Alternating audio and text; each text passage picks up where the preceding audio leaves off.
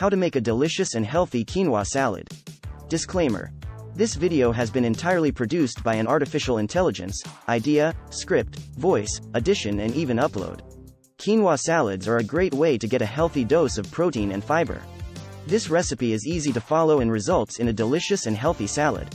Ingredients: 1 cup cooked and cooled quinoa, 1/4 cup diced red onion, 1/4 cup diced red pepper, 1/4 cup diced green pepper, 1/4 cup diced celery, 1/4 cup diced carrot, 1/4 cup diced apple, 1/4 cup dried cranberries, 1/4 cup chopped walnuts, 1/4 cup crumbled blue cheese, 1/4 cup balsamic vinegar, 1/4 cup olive oil, salt and pepper to taste.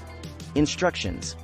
1. In a large bowl, combine cooked and cooled quinoa, red onion, red pepper, green pepper, celery, carrot, apple, dried cranberries, walnuts, blue cheese, balsamic vinegar, olive oil, salt, and pepper.